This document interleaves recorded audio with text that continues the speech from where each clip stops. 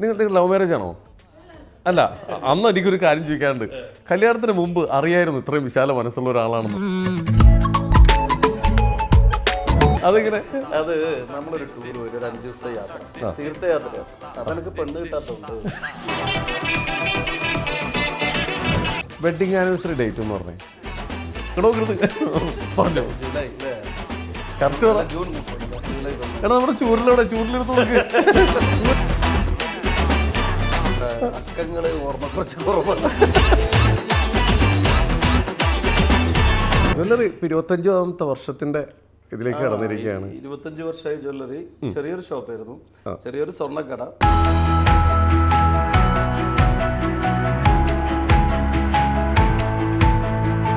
പുതിയ പുതിയ ഡിസൈൻസ്, ഇതൊക്കെ നമ്മൾ പറഞ്ഞ് ചെയ്യിപ്പിക്കുന്ന ഡിസൈൻസ് ഉണ്ടോ? നമ്മള് ഇപ്പൊന്ന് വെച്ച് കഴിഞ്ഞാല് ഈ സ്വർണ്ണ വില കൂടിയതുകൊണ്ട് ലൈറ്റ് വെയിറ്റ് എന്തൊക്കെയുള്ള എല്ലാം ഇതാണ് ഇപ്പോഴത്തെ ഒരു അവസ്ഥ. കാരണം വില കൂടിയല്ല, പിന്നെ ജനങ്ങൾക്കെല്ലാം ലൈറ്റ് വെയിറ്റിനോട് താല്പര്യം. അതുകൊണ്ട് ഞാൻ ഹെവി വെയിറ്റ് ഒക്കെ മാറ്റി ജ്വല്ലറിയിൽ മൊത്തം ലൈറ്റ് വെയിറ്റ് ആക്കി. ബുദ്ധിപരമായിട്ടുള്ള ഐഡിയാസ് ആരാണ് കൂടുതൽ ഇവിടെ ചർച്ച ചെയ്യുന്നത്?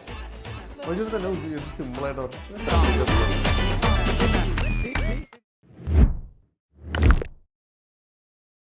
നമസ്കാരം, welcome to Jango space. It's me Srinath K Janardhanan. ഇന്ന് നമ്മുടെ കൂടെ 2 അതിഥികളുണ്ട്.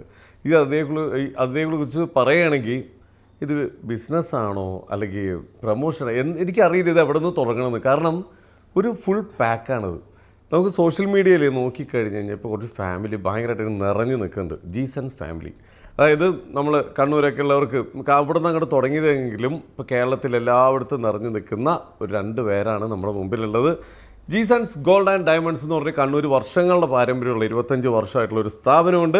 അതിൻ്റെ പുറകെ കൂടി ഇതാ കുറച്ച് ആൾക്കാർ സോഷ്യൽ മീഡിയയിലേക്ക് അങ്ങോട്ട് എത്തിയിട്ടുണ്ട്. അപ്പോൾ നമുക്ക് അവർ നമ്മുടെ മുമ്പിലുണ്ട്, നമുക്ക് അവരെ വെൽക്കം ചെയ്യാം. നമസ്കാരം ബിജേട്ടാ, സുധീഷ് നമസ്കാരം. എന്തായാലും വെൽക്കം ടു അവർ ഷോ. ഗംഭീരമായിട്ടുണ്ട്, എനിക്ക് അത്രേ പറയാനുള്ളൂ. ഇത് നിങ്ങൾ സ്ഥാപനത്തിന് പ്രൊമോഷൻ കൊടുക്കണമെന്ന് എന്താണെന്ന് എനിക്കറിയില്ല, പക്ഷേ എല്ലാവരും ഒരേപോലെ രജിസ്റ്റർ ആയിട്ടുണ്ട്. വളരെ വ്യത്യസ്തമായിട്ട് ഇങ്ങനെയും ബിസിനസ് ചെയ്യാമെന്ന് പഠിപ്പിച്ചെന്ന 2 ആൾക്കാർ എൻ്റെ മുമ്പിലിരിക്കുന്നത്. 2 അല്ല, ബാക്കി കുറച്ച് ആൾക്കാരും കൂടി അപ്പുറം ഇപ്പുറമൊക്കെ ഉണ്ട് കേട്ടോ. പിന്നെ നമ്മുടെ ഫാമിലി അല്ലേ. എന്തായാലും വെൽക്കം. എത്ര വർഷമായി? ആദ്യം ഞാൻ ആ ജ്വല്ലറിയുടെ കാര്യം ചോദിക്കട്ടെ. ജ്വല്ലറി 25ാമത്തെ വർഷത്തിൻ്റെ ഇതിലേക്ക് കടന്നിരിക്കുകയാണ്. 25 വർഷമായി ജ്വല്ലറി. ചെറിയൊരു ഷോപ്പായിരുന്നു, ചെറിയൊരു സ്വർണ്ണക്കട. അതേ ഹോൾസെയിലും പരിപാടിയൊക്കെ ആയിരുന്നു, പണിത് കൊടുക്കുന്ന പരിപാടിയിലായിരുന്നു. പിന്നെ ഇപ്പൊ എനിക്കൊന്ന് ഒരു 5 വർഷമായിട്ടുള്ള നമ്മൾ ബിസിനസ് എന്നുള്ള റീറ്റെയിലേക്ക് അങ്ങനെ വന്നിട്ട്, അപ്പൊ 5 വർഷം കൊണ്ട് ഈ ഒരു രീതിയിലേക്ക് എത്തി. അതുപോലെ ജീസൺസ് ബ്യൂട്ടി വേൾഡ് ഇപ്പൊ അതും ഒരു സൈഡിൽ സ്റ്റാർട്ട് ചെയ്തിട്ടുണ്ട്. ജനുവരി 1 അതൊരു പ്രീമിയം സെറ്റപ്പിൽ ഒരു സലൂൺ ആക്കിയിട്ടുണ്ട്. നമ്മൾ തുടങ്ങുമ്പോൾ എല്ലാത്തിനും വ്യത്യസ്തമായിട്ടൊരു പരിപാടി ഇനിയും പിടിക്കുള്ളൂ അല്ലേ? ചെറിയ രീതിയിലൊന്നുമില്ല. ഇതൊക്കെ ഒരു സൈഡിൽ കൂടെ നടക്കട്ടെ. എനിക്ക് ഇതിനേക്കാട്ടും ഇഷ്ടം എനിക്ക് നിങ്ങളുടെ വ്ളോഗുകളാണ്. നിങ്ങളുടെ പ്രസന്റേഷൻ അടിപൊളിയാണ്. ഇതൊക്കെ ആരാ ഇതിന്റെ മാസ്റ്റർ പ്ലാൻ ആരാ? അങ്ങനെയൊന്നുമില്ല, അങ്ങ് തലയിൽ വരുന്നു, ഞങ്ങളങ്ങ് ചെയ്യുന്നു. അതിങ്ങനെ ഷോപ്പിൽ ഇങ്ങനെ ഇരുന്ന് കച്ചവടം ചെയ്യുമ്പോൾ കസ്റ്റമർ ഇല്ലാണ്ടെങ്കിൽ പെട്ടെന്ന് ഞാൻ സ്റ്റാഫോട് പറയും എന്തെങ്കിലും ചെയ്യാന്ന് പറഞ്ഞിട്ട് എന്തെങ്കിലും ഒരു കണ്ടന്റ് മനസ്സിൽ വരും.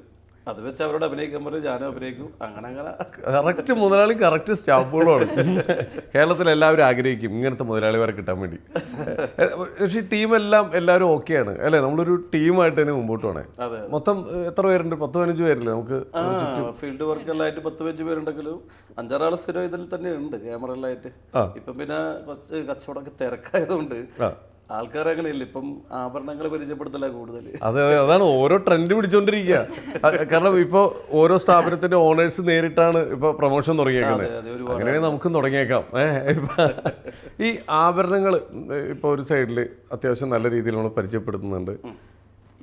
അതിൻ്റെ ഒപ്പം തന്നെ കുറേ അവയർനെസ് വീഡിയോസ് കൊടുക്കുന്നുണ്ട്.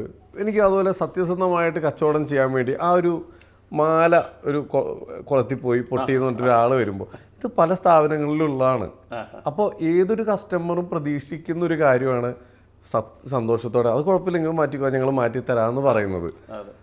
ചിലപ്പോൾ ഇങ്ങനെയൊക്കെ കാണുമ്പോഴായിരിക്കും പലരുടെ ഉള്ളിൽ ആ റിയാക്ഷൻ കാണുമ്പോൾ ശരിയല്ലേ, കസ്റ്റമർ ഇങ്ങനെ ചെയ്തു കൊടുത്തു കഴിഞ്ഞാൽ അവർക്കൊരു സന്തോഷം കിട്ടും, അവർക്ക് നമ്മൾ ഇഷ്ടപ്പെടും, നല്ല തോന്നലുകൾ വരും.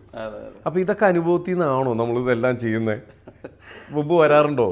ഇത് എൻ്റെ ഷോപ്പിൽ ഇങ്ങനെ തന്നെയാണ് ചെയ്യല്. സത്യം പറഞ്ഞാൽ ഇതിൽ ഏറ്റവും എതിർപ്പുള്ള ആൾക്കാർ എൻ്റെ ഷോപ്പിലെ സെയിൽസ്മാൻമാരാണ്.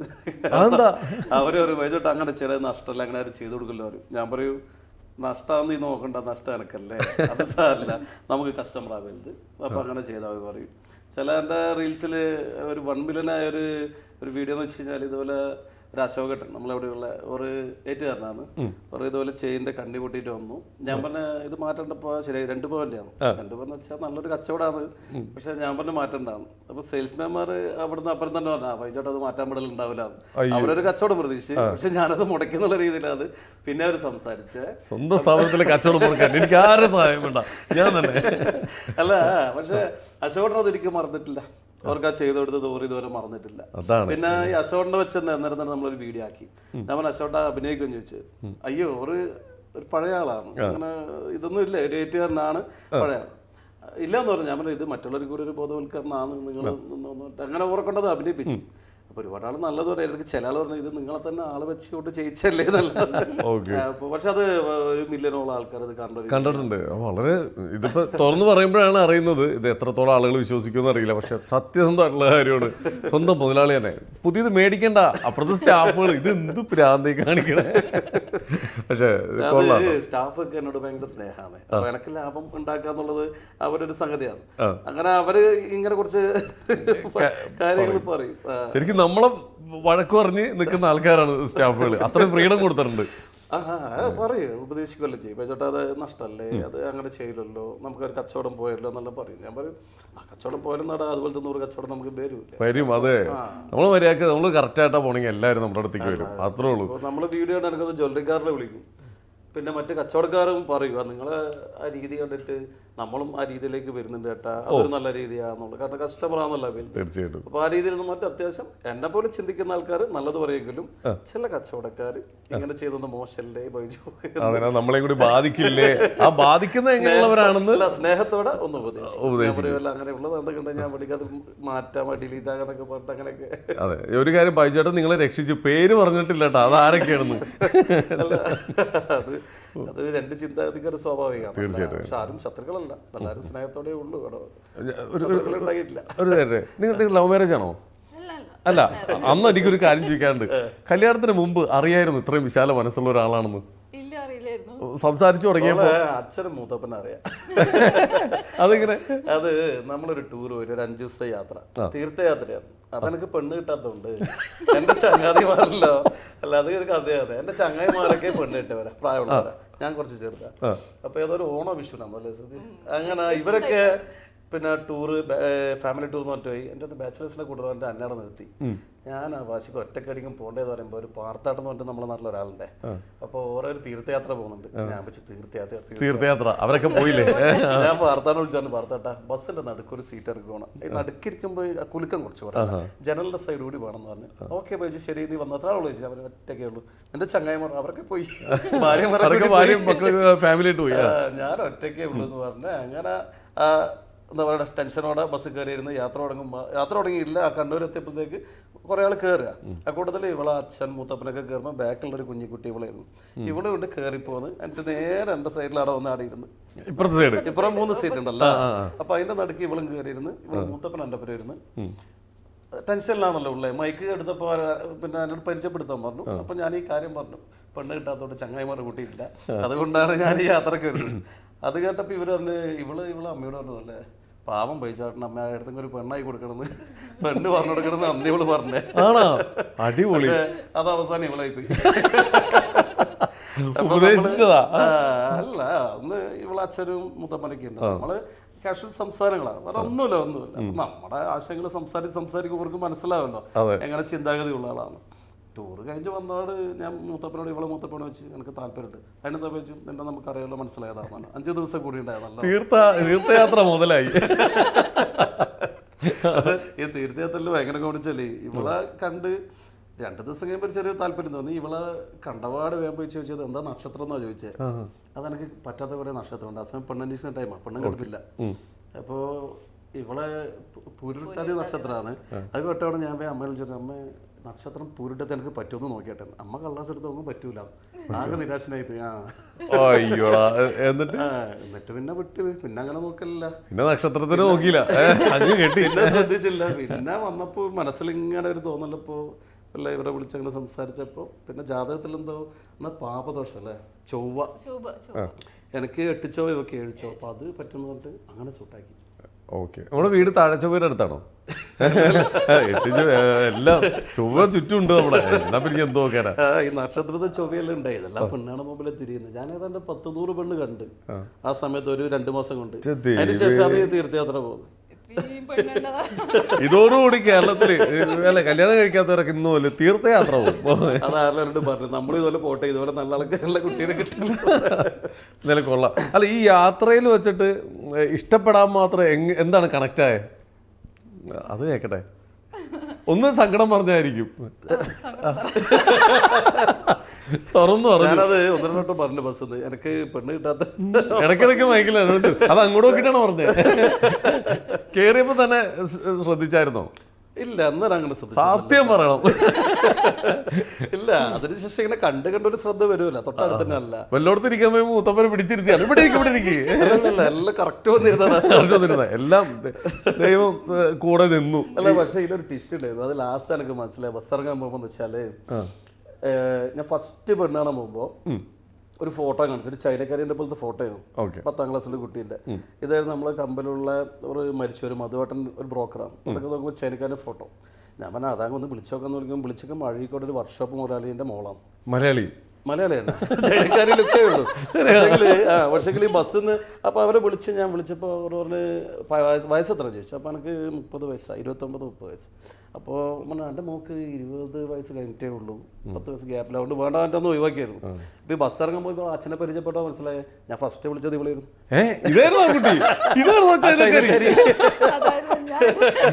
ചൈനക്കാരി ഫോട്ടോ സേവ്. ഞാൻ ഫസ്റ്റ് പെണ്ണാണ് ഫസ്റ്റ് പോയി വിളിച്ചത് ഇവളായിരുന്നു.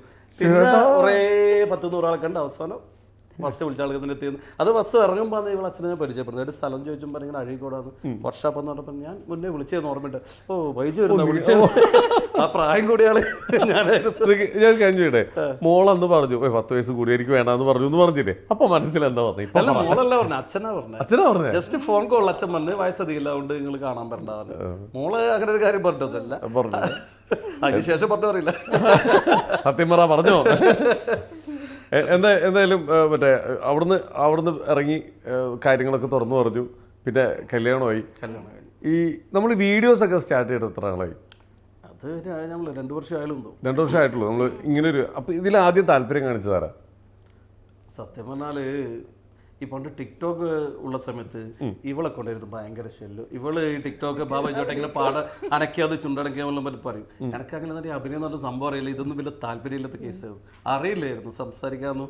ഇവളൊരു ഇങ്ങനെ വായനയൊക്കെ ഞാൻ ശ്രമിച്ചാവുന്നില്ല, അതങ്ങ് പൂട്ടിയേ. പിന്നെ ചുമ്മാ നമ്മളിങ്ങനെ അനക്കിങ്ങനെ എന്തോ വീഡിയോയിൽ എടുത്തെടുത്ത് ഇങ്ങനെ എഡിറ്റ് ചെയ്ത് തുടങ്ങിയ ശേഷം പിന്നെ ചുമ്മാ ഒരു ദിവസം വെറുതെ നമ്മൾ അഭിനയിച്ച് തുടങ്ങിയിരുന്നല്ലേ. ഇവളെ വെച്ചിട്ട് ഒരു ചെറിയൊരു വീഡിയോ ആക്കി നോക്കുമ്പോൾ അത് കുറേ ആൾ കണ്ട്. പിന്നെ ഇതിൽ എനിക്കൊരു താല്പര്യം തോന്നി. പിന്നെ നമ്മള് ഇത് തന്നെ മെയിനാക്കി. പിന്നെ ഞാനിവക്ക് വലിയ ശല്യായി. ഞാൻ ഒരു കണ്ടന്റ് അഭിനയിക്കും ജീവിക്കാൻ വേണ്ടി അങ്ങ് നടനായി. അങ്ങനെ തുടങ്ങിയതാണ് സംഗതി. ഓക്കെ, ഇതിന് കൂടെ നമ്മുടെ ഇനി കുട്ടികളിലേക്ക് വരികയാണെങ്കിൽ 3 പേര് ഇവിടെ ഒരു സൈഡ് തകർക്കുന്നുണ്ട്. അപ്പുറം ഈ വീഡിയോ എടുക്കാൻ ഇവരും ഓക്കെയാണ്, ഇഷ്ടമാണ്. സോപ്പിട്ട് മുട്ടായാലും വാങ്ങി തരാൻ പറ്റിയിരുത്തടാ. അങ്ങനെ അല്ലേ മോള് ചെറിയ മോള് അച്ചുവിട്ടൻ ഓള് വന്നിട്ട് വരും. അപ്പൊ എനിക്ക് താല്പര്യം മറ്റൊരൊക്കെ ഞങ്ങൾക്ക് പറ്റൂല, ശല്യം ഇവരെ കൊണ്ടൊന്നൊക്കെ. നല്ലോണം അഭിനയിക്കുമായിരുന്നു. വീഡിയോയിൽ നിൽക്കാൻ വേണ്ടി താല്പര്യമില്ല, പക്ഷെ നല്ലോണം അഭിനയിക്കും. എന്തായാലും കൊള്ളാം. എന്തായാലും പരിപാടികളെല്ലാം അടിപൊളിയായിട്ടുണ്ട്. ഒരു സിനിമയിലേക്ക് ഒരു ദിവസം വിളിക്കണമെങ്കിൽ പോകും. വിളിച്ചു നോക്ക്, കാണിച്ച എപ്പോ എത്തിയെന്ന് വെച്ചാൽ മതി. എന്തായാലും ചെയ്ത റീലുകളിൽ എല്ലാം ആരെങ്കിലും കണ്ടിട്ട്, നമ്മുടെ ചുറ്റുമുള്ള ആരെങ്കിലും കണ്ടിട്ട് അല്ലെങ്കിൽ അവരുടേതായിട്ടുള്ളൊരു സ്വഭാവം കണ്ടിട്ട് ഒരു റീൽ ഉണ്ടാക്കിയിട്ടുണ്ടെങ്കിൽ അത് ഏതാണ്?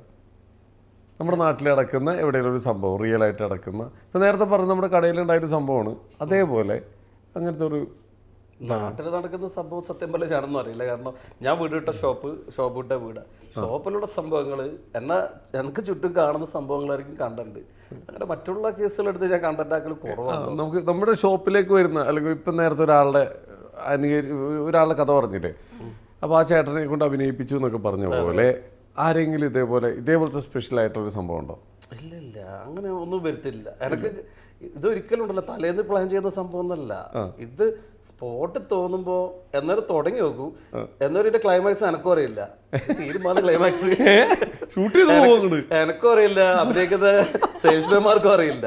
അവര് സംസാരിച്ച് അവര് എന്തായാലും എൻഡിങ് അവർ എനക്കും അറിയില്ല. നോക്കാം എടുത്ത് നോക്കാം, അങ്ങനെ എവിടെയും കൂടി ഇടിച്ചു നിർത്തും, ലാസ്റ്റ് നിർത്തും. അതിപ്പോ വീട്ടിൽ നിന്നാലും അങ്ങനെ. ശ്രുതിയോട് ഞാൻ ഇറങ്ങാൻ പോകുമ്പോൾ ശ്രുതി ഒന്ന് ക്യാമറ ഓടിക്കും. ഞാൻ ഇറങ്ങാൻ പോകുമ്പോ എന്തെങ്കിലും പറഞ്ഞു കൊടുക്കും. പിന്നെ ഇവള് പറഞ്ഞു പിന്നെ അതില് പിന്നെ അടിപൊളി. എന്തായാലും കൊള്ളാം. പാട്ട് പറഞ്ഞാരോ ഇതില്? പാട്ട് ഇത് ഇവളൊന്നും മറ്റേ എപ്പോഴേലും പാടാൻ ശ്രമിച്ചിട്ടുണ്ടോ? ഇല്ല, സാധാരണ എല്ലാരും ഇവള് പാടും. മറ്റേ പോപ്പ് മ്യൂസിക് പാടും പോലെ ഏത് പാട്ടും പാടും. ആണോ? എല്ലാം പാടും. സംസാരം ഒരു സ്ലാങ് വെച്ചു. ഇത് ഏത് റാപ്പാന്ന് നോക്കുമ്പോ റാപ്പല്ല, ഇത് എന്റെ ടോണാണെന്ന്. അത് ഇവളെ വീഡിയോയിൽ തന്നെ കുറെ ചോദിച്ചു, നിങ്ങൾക്ക് ഭാര്യക്ക് വൈഫിന് മലയാളം ശരിക്കും അറിയില്ല. ഒന്നാമത് ഒരു ബംഗാളി ലുക്ക് പോലത്തെ എന്തോ ഒരു സാധനം ഉണ്ട്. ചിലരെങ്കിലും പറയും അല്ലെ ഫിലിപ്പൈന് അല്ലെ അങ്ങനെ എന്തോ പറഞ്ഞില്ലേ ഇത് കമന്റില്. സംസാരത്തിലും ഇത് വരുമ്പോ പറയാ അല്ലെ ചെറിയൊരു എനിക്കല്ല ഫസ്റ്റ് കണ്ട ഒരു ചൈനക്കാരിനെ പോലുള്ള ഫോട്ടോ ഇല്ലേ, ആ ഫോട്ടോ അത് എവിടെയെങ്കിലും സൂക്ഷിച്ചു വെച്ചിട്ടുണ്ടോ? കേറി കളിച്ചത് ആ ഫോട്ടോ ഞാനായിട്ട് യാതൊരു അത് എന്താ മനസ്സിലാവില്ല. ഓ അത് കണ്ടിട്ട് ഞാൻ വേണ്ടാന്ന് വെച്ചാ നേരിൽ കാണുമ്പോ ആണ് പറയ. അതല്ല 10 വയസ്സുള്ള കൂടുതലുള്ള വേണ്ട പറഞ്ഞപ്പോ സമാധാനം, ഞാൻ വേറെ നോക്കിക്കോളാം. അത് നേരിട്ട് കണ്ടപ്പോഴേ കാര്യം മനസ്സിലായ. ഈ അന്നത്തെ ട്രിപ്പിൽ മറക്കാൻ പറ്റാത്ത ഒരു അനുഭവം എന്തെങ്കിലും ഉണ്ടെങ്കിൽ പറഞ്ഞേ. എവിടെയെങ്കിലും ഒരു സ്ഥലത്തുനിന്ന് ഹുക്കായിട്ടുണ്ടാവും എന്തെങ്കിലും, അങ്ങനെ എന്തെങ്കിലും സംഭവം ഉണ്ടായിട്ടുണ്ടോ? ഇല്ല, മിക്ക സമയത്തും ഒന്നിച്ചുണ്ടാവും അല്ലേ. ഒന്നിക്കൽ ഇവളെന്റെ ബാക്കിലുണ്ടാവും, അല്ല ഞാൻ ഇവള്. എന്നിട്ട് ഞാൻ കല്യാണം കഴിച്ചു നീ മിക്കവാറും എന്റെ ബാക്കിൽ തന്നെ ഉണ്ടാവില്ലല്ല എന്ന് ചോദിക്കൂ. ബസ്സിൽ ഒരുപാട് ആൾക്കാരുണ്ടല്ലോ, എല്ലാരും ഒന്നിച്ചില്ലേ ട്രിപ്പ് പോകുന്നത്. പക്ഷെങ്കിൽ നമ്മള് കയറുന്നിടത്ത് എപ്പെങ്കിലും എന്റെ മുന്നിലോ ബാക്കിലോ ആയിട്ടുണ്ടാവും. അന്ന് ആ ട്രിപ്പ് ഒന്നും എല്ലാരും പറയണ്ട. ഇവള് മുന്നിലേ ഞാൻ ഉണ്ടാവില്ല കൂടുതലും. അപ്പൊ ഇവളെന്റെ ബാക്കിൽ വരുന്ന സമയത്ത് കൂടുതലും നമ്മളായിരിക്കും ഇടയ്ക്ക് കണ്ടില്ലെങ്കിൽ തിരിഞ്ഞു നോക്കട്ടെ. അല്ല എന്താന്നറിയില്ല, രണ്ടാൾ കറക്റ്റ് ആയിരുന്നു. അത് ഒരു അമ്പലം, ഒരു ഇടുങ്ങിയ അമ്പലത്തിനുള്ളിൽ നമ്മൾ ഒരുമിച്ച് കയറിയിരുന്നു. അപ്പൊ എന്നേരം ഞാൻ ആണെന്നിങ്ങനെ പ്രാർത്ഥിച്ചു, ഈശ്വരാ ഇവിടെ തന്നെ കിട്ടണമെന്നും പറ്റി. ആടുന്നൊരു കുറിയും കിട്ടീനെ. എന്നിട്ട് ഞാൻ ഇറങ്ങാൻ പോകുമ്പോൾ ഇതവിടെ പിടിച്ചവർ ഇവിടെ കയ്യിൽ കൊടുത്തിന്. ഇതൊന്ന് കൊടുത്ത് എന്താ തോന്നി കൊടുത്ത്.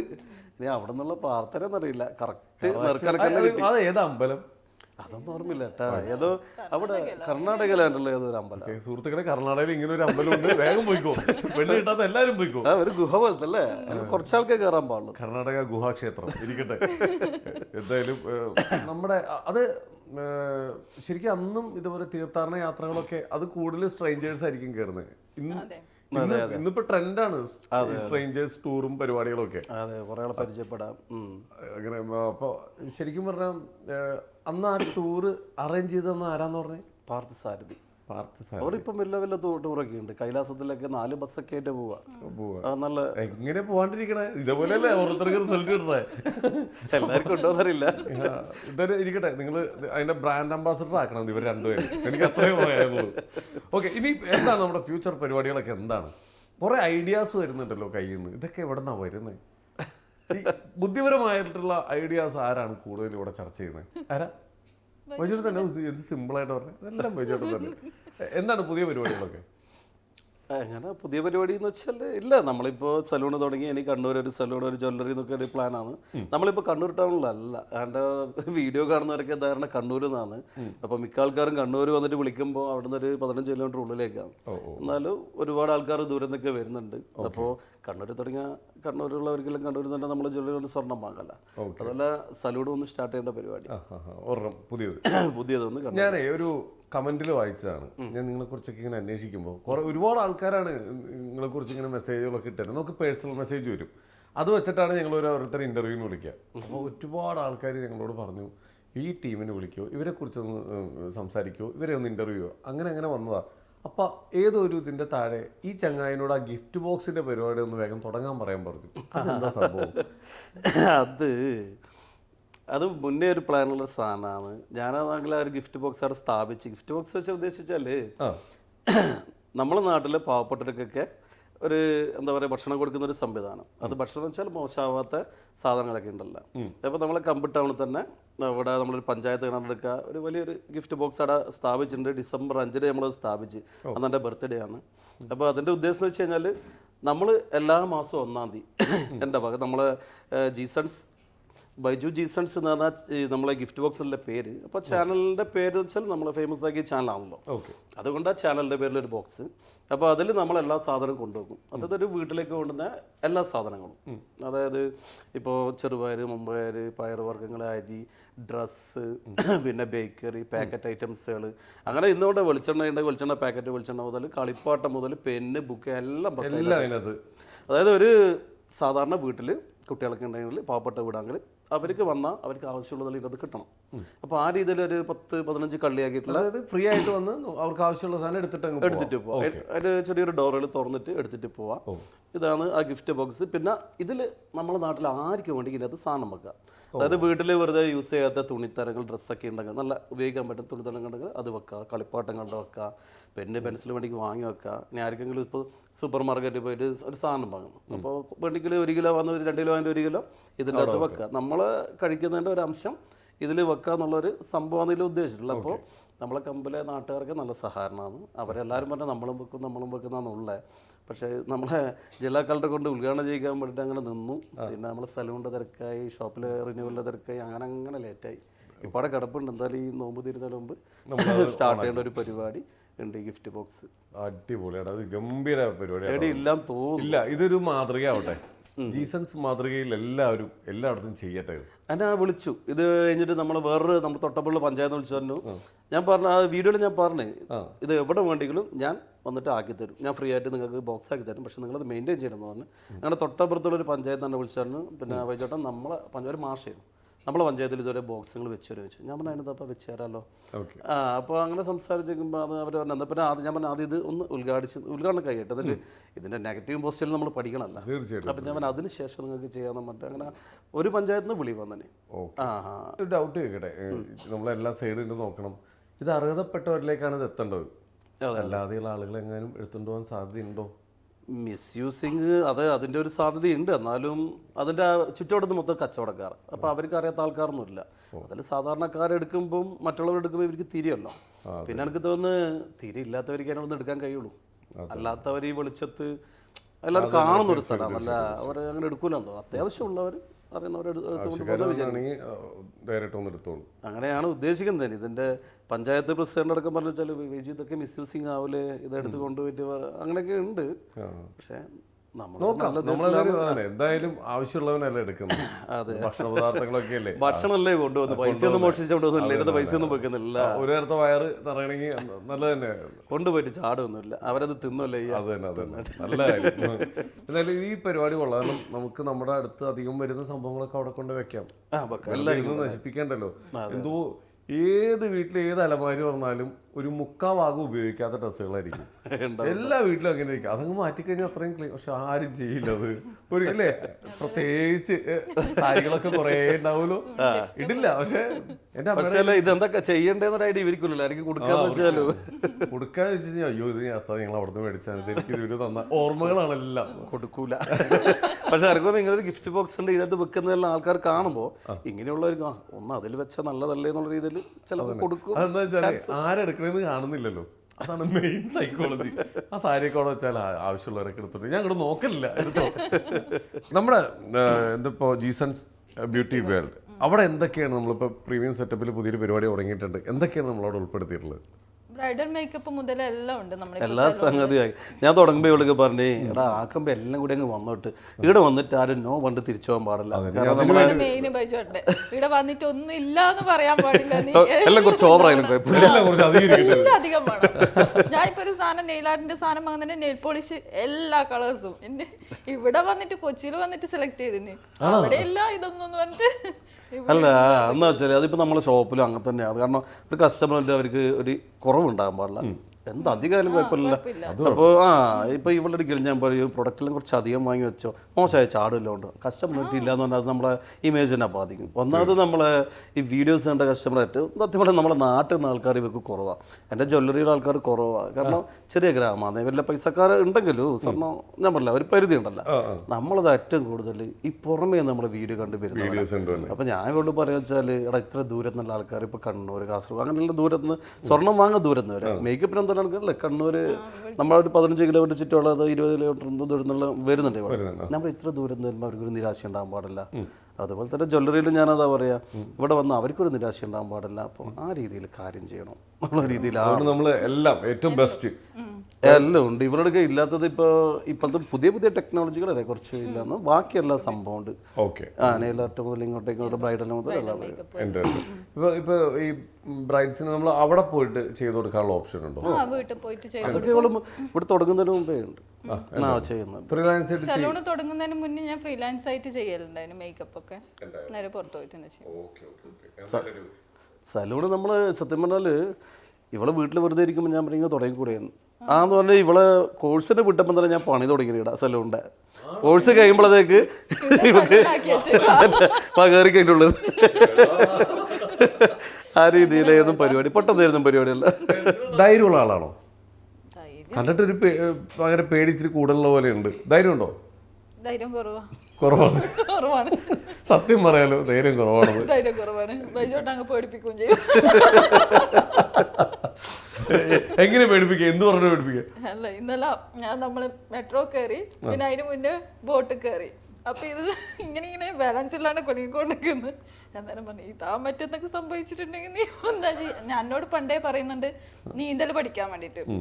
അപ്പൊ അനക്ക് അതിനുള്ള ധൈര്യം ഇല്ലാത്തോണ്ട് ഞാൻ പഠിച്ചിട്ടില്ല. എന്നിട്ട് പറഞ്ഞു അതിപ്പോ എന്താ ചെയ്യാ, നീ ഇപ്പൊ പഠിച്ചിട്ടില്ലല്ലോ. ഞാൻ പറഞ്ഞു അന്നേ നീന്തൽ പഠിക്കാൻ പറഞ്ഞില്ലേ, നല്ല ആട്ടം ഉണ്ട് സൂക്ഷിക്കിടക്കട്ടെ. ആടെ മറ്റേ ജാക്കറ്റൊക്കെ നോക്കി വെച്ചു. അതൊക്കെ ആദ്യം നോക്കി വെച്ചു. അത് കൊച്ചിയില് ബോട്ടിൽ കയറിയപ്പോ പേടിപ്പിക്കാം ഇടയ്ക്ക്. അതൊരു രസമല്ലേ ഒരാൾ പേടിക്കാനുണ്ടെങ്കിൽ. അങ്ങനെയല്ല, ഈ ബോട്ടിൽ കയറി ഓർമ്മയില്ലെങ്കിൽ ഇവള് നീന്തം പഠിക്കട്ടെ അടുത്ത മഴക്കാലത്ത്. ഞാൻ കൊണ്ടുപോകും പഠിപ്പിക്കുക. വീട്ടിൽ തന്നെ നമ്മൾ ചെറിയൊരു പൂള് പോലെ ആക്കി വാർപ്പിന്റെ മുകളില് ചെറിയ കുട്ടികൾക്ക് ഇവക്ക് നീന്തം പഠിക്കാം നല്ല വലുത്. പക്ഷെ ആടുന്ന വരെ പഠിക്കുമ്പോൾ വരൂല.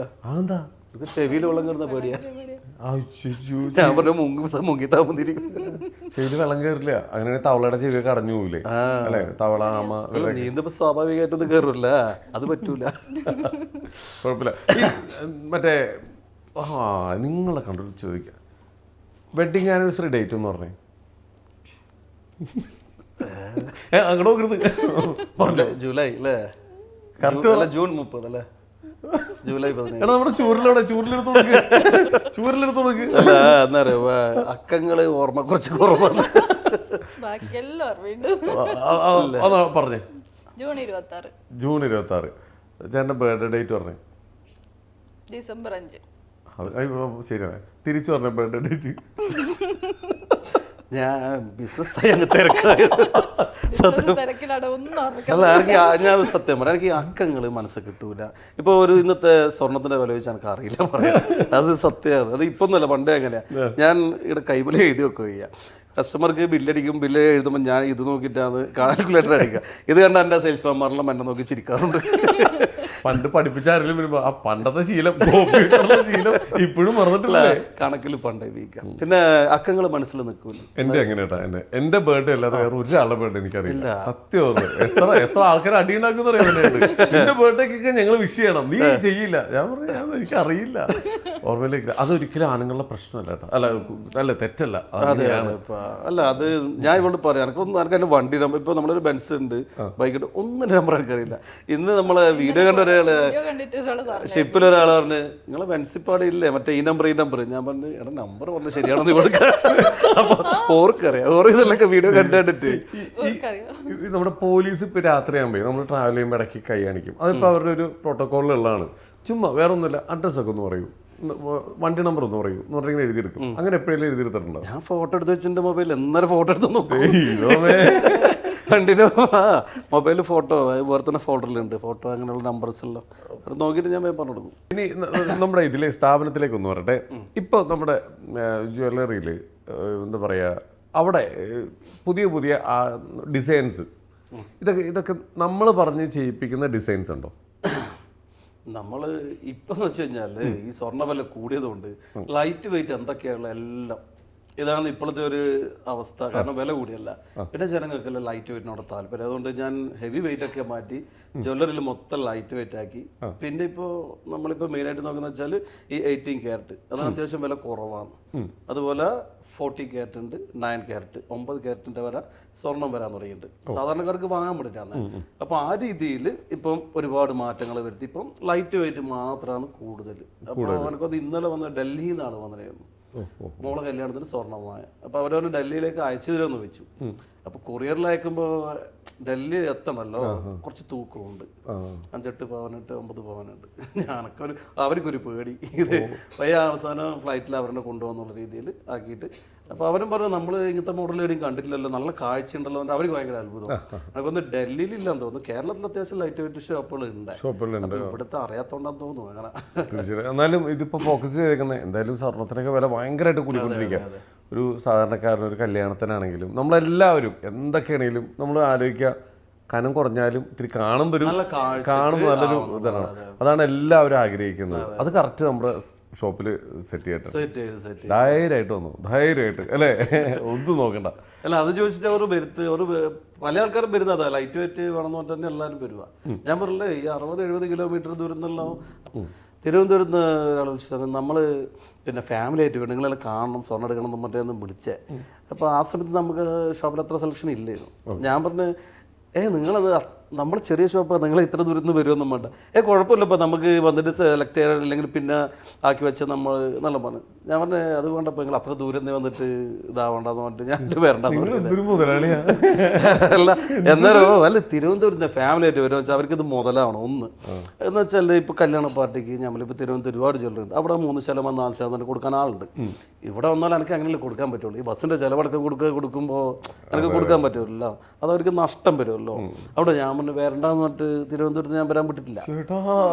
അല്ല ഇതിപ്പോ ഒരു ലാഭമില്ലെങ്കിലും ചെന്നൈയിൽ നിന്ന് വെച്ചാലും വരാനാണ് ഒരുപെട്ട ആൾക്കാരൊക്കെ പറയാ. കച്ചവടം നടക്കണ്ടല്ലോ, ഇത് വരണ്ടെന്ന് പറയും. അല്ല അത് നഷ്ടമാണ് അവർക്ക്, അതുകൊണ്ട് വരണ്ടെന്ന് പറയും. പക്ഷെ ഇപ്പൊ വിളിക്കാണ്ട് ആള് വരും. പിന്നെ എങ്ങനെ വിളിച്ചാ വരണ്ടെന്ന് പറയൂലേ? അവര് നിങ്ങളെയും കൂടി ഒക്കെ ഒന്ന് കാണണം, ഇതൊക്കെ ആയിരിക്കും അവരുടെ ഉള്ളില്. അല്ല ഇപ്പം പിന്നെ വരുന്നവരോട് ഞാൻ പറയും വന്നോന്ന് പറയും. എന്നാലും നമ്മൾ മാക്സിമം കുറച്ചിട്ട് പിന്നെ ഇപ്പൊ സാധനം നമ്മൾ അങ്ങോട്ടേക്ക് ഇപ്പൊ എന്തായാലും ഒരു പ്രാവശ്യം വന്നാലും രണ്ടാമത് വരണോ. ഇത് ആദ്യം ചില കല്യാണ പാർട്ടി വന്നു കഴിഞ്ഞാൽ ഇപ്പൊ വള എല്ലാ അളവിലും ഉണ്ട്, സ്റ്റോക്ക് ഉണ്ടതല്ല. ചിലപ്പോൾ ചില ആൾക്കാർ വണ്ണമുണ്ടൊക്കെ അത് ഉണ്ടാവില്ല. അപ്പൊ നമ്മൾ ആക്കണം, പെരീത മോഡലും തീർച്ചയായും ആക്കുന്ന വേണം. അത് ഒരാഴ്ച സമയം വരെ 2 ദിവസം സമയമാണല്ലോ. അപ്പോൾ ഇപ്പം വരുന്നവരെല്ലാം വരും. നമ്മൾ സാധനം എല്ലാം ഓർഡർ ആക്കി ഇപ്പോൾ ടാബിലെല്ലാം ഡിസൈൻസ് ഉണ്ടാവും. ഇതിപ്പോൾ ഏത് മലബാർ ഗോൾഡിൽ എവിടെ പോയില്ലെങ്കിൽ തന്നെയാണ് അവരെ ഡിസൈൻസെല്ലാം കാണിക്കും. നിങ്ങൾക്ക് അതുകൊണ്ട് സെലക്ട് ചെയ്യുക, ആ ഏത് രൂപത്തിലുണ്ട് എങ്ങനെ വെച്ച് നമ്മളത് പിന്നെ അത് അയച്ചു കൊടുക്കുക ചെയ്യുക. അപ്പോൾ ആ ഒരു സംവിധാനം ഇപ്പം നമ്മൾ അതേ രീതിയിൽ തന്നെ ആയതുകൊണ്ട് ഇപ്പോൾ എല്ലാവരോടും ഞാൻ പറയും വന്നോ, നിങ്ങൾ ഏതോ വെച്ച് സെലക്ട് ചെയ്തോ നോക്കിയിട്ട് അങ്ങ് പോയിക്കോ, നമ്മൾ അങ്ങോട്ടേക്ക് അയച്ചു തരാം എന്നുള്ള രീതിയിലേക്ക് കാര്യമായി. എന്നാലും അവർക്ക് വണ്ടി പൈസ ഒക്കെ അവർക്ക് കിട്ടുന്ന രീതിയിൽ ഡിസ്കൗണ്ട് ആയി കൊടുക്കുക. അതുപോലെ വന്നല്ലേ. പക്ഷെ അവർക്കത് വിഷയമല്ല, അവർ പിന്നെ നമ്മളെ കാണാന്നുള്ളൊരു രീതിയാണ്. നമ്മൾ ഷോപ്പിൽ അഭിനയിക്കുന്ന ആൾക്കാർ എല്ലാവരും ഒന്ന് കണ്ടിട്ട് ഒരു സെൽഫി എടുക്കുക എന്നുള്ള രീതിയിലൊക്കെയാണ് ആള്. എനിക്കല്ലേ ഏറ്റവും എനിക്ക് എടുത്തു പറയേണ്ടത് ഒന്ന് നമ്മുടെ കണ്ണൂർ സ്ലാങ്ങിന്റെ ഒരു ആ ഒരു രീതിയുണ്ട് സംസാരം, അത് ഭയങ്കര രസവും. ചില സംസാരങ്ങൾ ചിലവരെ ഭയങ്കരമായിട്ട് ഹൈപ്പാണ്. എല്ലാവരും കണ്ണൂർ സ്ലാങ്ങിനാ പറയല്. എൻ്റെ ഇതിൽ പറയുന്നത് നിങ്ങളെ സ്ലാങ് നല്ല രസമുണ്ട്, അത്യാവശ്യം എല്ലാവരും പറയലുണ്ടായിരുന്നു. അതെ, നിങ്ങൾ രണ്ടുപേരും കണ്ണൂർ തന്നെ ആയതുകൊണ്ട് കണ്ണൂരല്ലേ കണ്ണൂരാണ്ട് പിന്നെ ആ ഒരു ഇതൊന്നും വന്നിട്ടില്ല. പക്ഷെ വേറെ സ്ഥലങ്ങളിൽ പോയപ്പോൾ നമ്മുടെ ഭാഷ കേട്ടിട്ട് അല്ലെങ്കിൽ നമ്മുടെ ഈ സ്ലാങ് കേട്ടിട്ട് ഞെട്ടിയിട്ടുണ്ടോ ആരെങ്കിലും? ഇതെന്താ പറയണേ? ചില ആൾ പറയും കുറച്ച് വായിച്ചോട്ട് കമന്റ് നിങ്ങളോട് കുറച്ച് സ്ലോയിൽ പറയണോ, സ്പീഡ് പറയുമ്പോൾ നമുക്ക് എടുക്കാൻ കിട്ടുന്നില്ല. ഈ ചില വാക്കുകൾ തന്നെ ഭയങ്കര വ്യത്യാസമില്ലേ? അതുണ്ട്. പിന്നാമ്പറം എന്ന് പറയുന്നത് ബയ്യപ്പുറം എന്നാ കണ്ണൂർ പറയാ അല്ലെ? ബയ്യപ്പുറം അങ്ങനെ അങ്ങനെ വ്യത്യാസങ്ങൾ ബാക്കിലെന്ന് പറയാം അല്ലേ? ബാക്കിൽ ഇങ്ങനെ പല പല കാര്യങ്ങളുണ്ടല്ലോ. അങ്ങനെ എവിടെയെങ്കിലൊക്കെ പോയപ്പോ നമ്മൾ എന്തെങ്കിലും ഇതേപോലത്തെ ഒരു അനുഭവം ഉണ്ടായിട്ടുണ്ടോ? ഇല്ല, നമ്മൾ എവിടെയും പോകുന്നില്ല. നമ്മൾ ഈ കണ്ണൂർ വിട്ട് വന്ന പരിപാടിയില്ല. എത്രയോ കാലം ഈ കൊച്ചിയില് നമ്മൾ ഞായറാഴ്ച അങ്ങനെ ഒരു കണ്ണൂർ ചുറ്റോടത്തൊരു കറക്കം, അല്ലാണ്ട് ദൂരെ പോകുന്ന പരിപാടി കോഴിക്കോട് ഒന്നുമില്ല, കണ്ണൂർ വിട്ട് പോകില്ല. എന്നോട് കണ്ണൂരിലെ അമ്പലത്തിൽ പോയപ്പോ പ്രസാദം തന്നിട്ട് ആ എല്ലാം എടുത്തിട്ട് അവിടെ തുള്ളുന്ന് പറഞ്ഞു. അല്ല അവിടെ ചാടുന്നു ചാട് ചാടുന്നു അവിടെ ചാടെന്ന് വെച്ചാൽ നിങ്ങൾക്ക് കളയ കളി അവിടെ ഇട്ടോ എന്ന് പറയുന്നതിനല്ലേ ചാട് അതിലെടുത്ത് അവിടെ ചാടിക്ക എന്ന് പറഞ്ഞിട്ട് പോയിരിച്ചത്. ഞാൻ ഇനി ഇത് ഇവിടുത്തെ ആചാരമായിരിക്കും, ഞാൻ എനിക്ക് നിൽക്കാം ഇത് അവിടെ ചാട് എന്ന് പറഞ്ഞു. അപ്പൊ ഞാനവിടെ നിന്നിട്ട് ഞാൻ പതുക്കെ ഒന്ന് ചാടി. അപ്പൊ ഇത് എന്റെ ഫ്രണ്ട് കണ്ടു. അപ്പൊ എന്താ ചാടാൻ പറഞ്ഞ ഇത് പിടിച്ച് ചെറുക്കനെ തുള്ളി. ഞാൻ പയ്യൊന്നും ഇവിടെ ചാടാന്ന് പറഞ്ഞ തുള്ളാന്ന് അല്ലേ. എനിക്ക് പേടിയായി. ഞാൻ സത്യം ഞാൻ ഇനി ഇവിടുത്തെ ആചാരമായിരിക്കും, അത് അവിടെ ഇത്തിരി ഒച്ച കൂട്ടിയിട്ടല്ലേ പറയാ, അതവിടെ ചാടിക്കണം. ചൂടാ ദേഷ്യപ്പെടായിരിക്കും. പിന്നെ ഇതേപോലത്തെ കുറെ സംഭവങ്ങളെ ഭാഷ വരുന്നുണ്ട് കുറെ ഉണ്ട്. പക്ഷെ നമുക്ക് അനുഭവങ്ങൾ ഇല്ല, കാരണം നമ്മള് കണ്ണൂർ വിട്ട് പുറത്തു പോകും. പക്ഷെ വീട് കണ്ട ആൾക്കാർ പറയും നിങ്ങൾ എന്താ പറയുന്നത് മനസ്സിലാക്കാൻ എന്നെല്ലാം പറഞ്ഞിട്ട് കമന്റിൽ വരും. എന്തായാലും അടിപൊളി. ഇനിയും കൂടുതൽ കണ്ടന്റുകളൊക്കെ ഇതുപോലെ ചെയ്യാം. എടുത്തു പറയേണ്ട ഒരു കാര്യം, നമ്മുടെ 25 വർഷമായിട്ടുള്ളൊരു സ്ഥാപനം ഒരു സൈഡിലുണ്ട്. അത് വളരെ നല്ല രീതിയിൽ, കാരണം സാധാരണക്കാർക്ക് വേണ്ടിയിട്ട് തന്നെ പറയാം, കാരണം അതിലെ കമൻറ്റുകളൊക്കെ നോക്കുമ്പോൾ അറിയാം, ഒരു ഗോൾഡ് എടുക്കണമെങ്കിൽ നേരെ വേറെ ഒന്നും ചിന്തിക്കാതെ അങ്ങോട്ടേക്ക് പോകുന്ന ഒരവസ്ഥ ജീസൺസിൽ വന്നിട്ടുണ്ട്. അത് വലിയൊരു കാര്യം തന്നെയാണ്. എന്തൊക്കെ പറഞ്ഞില്ല, അതിലൊരു സൈഡിൽ നിങ്ങളുടെ ഈ വീഡിയോസും കൂടി അതിനെ നല്ല രീതിയിൽ സഹായിച്ചിട്ടുണ്ട്. അല്ല, വീഡിയോസ് കണ്ട ആൾക്കാർ എന്നെ അത് ഏറ്റവും കൂടുതൽ ഇങ്ങോട്ടേക്ക് വരുന്നതും ഇപ്പോൾ ഇതിലൊരു കാര്യം എന്ന് വെച്ചാൽ ഈ വീഡിയോ കാണുന്നവരൊക്കെ വിദേശത്തുള്ളവരാ, മലയാളികൾ. ഇപ്പോൾ അയർലൻഡ്, സിഡ്നി, ഗൾഫ്, അമേരിക്ക, അങ്ങനെ ദൂരം നിന്നല്ല നാൾ വിളിക്കുക. നാട്ടിലുള്ളവരായിരിക്കും, പക്ഷെ ആണുങ്ങൾ പുറത്താണല്ലോ. അപ്പോൾ അവർ ഭാര്യമായിട്ട് പറയും ഇവിടെ കൊണ്ടുവന്ന് വിൽക്കുന്നുണ്ട്, അവിടെ നിന്ന് വിറ്റാൽ മതി, വാങ്ങുന്നുണ്ട് അവിടെ നിന്ന് വാങ്ങിയാൽ മതി മറ്റേ ആൾക്കാർ വരുന്നേ. അപ്പോൾ അതെല്ലാം ഒരു കാരണം നമ്മളെ വീഡിയോനെ കൊണ്ടുള്ള ഒരു കാര്യം തന്നെയാണത്. അതിൽ അവർക്ക് വിശ്വാസം. അവർ പറഞ്ഞ് ഞാൻ പറയും നിങ്ങൾ ചിലപ്പോൾ ദൂരം നിങ്ങൾ അവിടെ എവിടെയും വിറ്റോ അതല്ലേ ലാഭം എന്ന് പറയും. അപ്പോൾ പറയും നമുക്ക് നമ്മുടെ സാധനം വിൽക്കാൻ ഒരു വിശ്വാസം കുറവുണ്ട്, നിങ്ങളുടെ ആകുമ്പോൾ ധൈര്യത്തിൽ വിൽക്കാൻ ആ ഒരു ആൾക്കാർ പറഞ്ഞിട്ട് വരുന്നുണ്ട്. അപ്പോൾ നമ്മളെ ഭാഗത്ത് മാക്സിമം ഒരു തരി അവർക്ക് നഷ്ടം വരാത്ത രീതിയിൽ നമ്മൾ പിന്നെ ചെയ്യണമല്ല. അപ്പോൾ ആ രീതി തുടർന്ന് പോകുന്നുണ്ട്. അതുകൊണ്ട് അങ്ങനെ നടന്നു പോകുന്നത് തട്ടുമുട്ടില്ലാണ്ട്. എന്തായാലും എല്ലാം നല്ല രീതിയിൽ പോട്ടെ. ഒരൊറ്റ കാര്യം കൂടി ചോദിക്കട്ടെ, ഇപ്പോൾ ഈ ഗോൾഡ് നമുക്ക് വിൽക്കാൻ തരുന്ന ഒരു ഓപ്ഷനിൽ ചില സ്വർണ്ണങ്ങളുണ്ട്, പാരമ്പര്യമായിട്ട് കൈമാറിപ്പോരുന്ന ചില ആഭരണങ്ങളുണ്ട്. ചിലപ്പോൾ മുത്തശ്ശിയുടെ ആവാം. അങ്ങനെ വന്നതിൽ നമ്മൾ കണ്ടിട്ടൊരു അമൂല്യമായിട്ട് തോന്നിയ എന്തെങ്കിലും ഒരു ഗോൾഡ് നമുക്ക് കിട്ടിയിട്ടുണ്ടോ, എപ്പോഴും കയ്യിൽ വന്നിട്ടുണ്ടോ? ചില നല്ല ആഭരണമെല്ലാം കാണാൻ ഞാൻ പറയും ഒന്നും ആയിട്ട് പൊട്ടിയിട്ടൊന്നും പോലെ പൊട്ടുമില്ല, അത്ര നല്ല സ്ട്രോങ് ആണ്, നല്ല സ്റ്റൈലെല്ലാം ഉണ്ടാവും. ഞാൻ പറയും ഇത് കളയണോ വിൽക്കണോ എന്നൊക്കെ ചോദിക്കും. പക്ഷെങ്കിൽ പഴയ മോഡൽ ആരും അങ്ങനെ ഉപയോഗിക്കുന്നില്ല, എല്ലാം പുതുതിലേക്ക് വന്നല്ല. അത് അവർ മാറ്റം തന്നെ ചെയ്യുക, മാറ്റാണ്ടൊക്കെ ഒന്നുമില്ല. ഇനി ഈ ട്രെൻഡ് ചിലപ്പോൾ തിരിച്ചു വരുമായിരിക്കും. അല്ല, അത് അങ്ങനെയുള്ള മോഡലുകളാണ്. ചില ഈ പ്രായമുള്ളവർ ഇടുന്ന പോലത്തെ അങ്ങനെ ഭയങ്കര ഇതായിട്ടുള്ള ഈ ട്രഡീഷണൽ സാധനമല്ല, കുറെ കൂടി ഒരു ടൈപ്പ് സാധനങ്ങളൊക്കെ ഉണ്ട്. നല്ല രസമാണ്. പണിത്തരെല്ലാം വെച്ചാൽ ഭയങ്കര പണിത്തരലായിരിക്കും, പക്ഷെ ഇന്നാരും അത് ഉപയോഗിക്കൂല. അതേപോലെ തന്നെ ഇവിടെ ചോദിക്കട്ടെ, ഈ നേരത്തെ പേടിയുടെ കാര്യം പറഞ്ഞതാ, വന്ന കസ്റ്റമേഴ്സ് പല രീതിയിലുള്ള ആൾക്കാരായിരിക്കും. അപ്പം നമ്മൾ നമ്മുടെ ജോലി കറക്റ്റായിട്ട് ചെയ്യുക, വിടുക എന്നുള്ളതാണ്. ചിലർ ഭയങ്കര ഇപ്പം ഞാൻ നേരത്തെ പറഞ്ഞ ദേഷ്യപ്പെടുകയാണോ എന്താന്ന് നമുക്ക് പറയാൻ പറ്റില്ല, അങ്ങനെ വരുന്ന ആൾക്കാരൊക്കെ ഉണ്ടോ? ഇല്ല, ഇതുവരെയായിട്ട് അങ്ങനെ ദേഷ്യപ്പെടുന്ന ആൾക്കാരൊന്നും വീണ്ടും പേടി. ഇപ്പോഴാണ് ആലോചിക്കുന്നത് ഇനി ഇങ്ങനെയൊക്കെ വരുമോ, ആ ടെൻഷൻ അങ്ങനെ തന്നെ ഇരിക്കട്ടെ. എന്തായാലും കുഴപ്പമില്ല. എനിക്ക് നിങ്ങളുടെ എന്താ പറയുക, ആ ഒരു കോംബോ എനിക്ക് ഭയങ്കര ഇഷ്ടമായി. എന്തായാലും ഇത് ഇതേപോലെ തന്നെ തുടർന്ന് മുമ്പോട്ട് ഈ കോംബോയിൽ വേറെ 3 പേര് അപ്പുറത്ത് ഇരിപ്പുണ്ട്. ഇത് ഇതേപോലെ തന്നെ ഫുൾ പാക്ഡായിട്ട് അങ്ങോട്ട് പോട്ടെ, ഇതേപോലെ തന്നെ കണ്ടന്റുകൾ വരട്ടെ. വളരെ ഹാപ്പി ആയിട്ട് ഇങ്ങനെ ഇരിക്കട്ടെ. ഇത് കാണുന്ന നിങ്ങളുടെ കണ്ടന്റ് കാണുന്ന മലയാളികൾക്ക് എന്നും നിങ്ങൾ ഓർത്തിരിക്കാൻ പറ്റുന്ന രീതിയിലുള്ള കണ്ടന്റുകൾ ചെല്ലട്ടെ. അതുപോലെ സ്ഥാപനങ്ങൾക്കും ഒരുപാട് ആശംസകൾ. ഇങ്ങനത്തെ സ്ഥാപനങ്ങളും ഇങ്ങനത്തെ മുതലാളിമാരുമാണ് ഈ സമൂഹത്തിൽ വേണ്ടത്. എന്തായാലും ഒരുപാട് സന്തോഷം ഈ ഷോയിലേക്ക് വന്നതിലും നമ്മളോട് സംസാരിച്ചതിലും. Thank you. ശരി സാർ.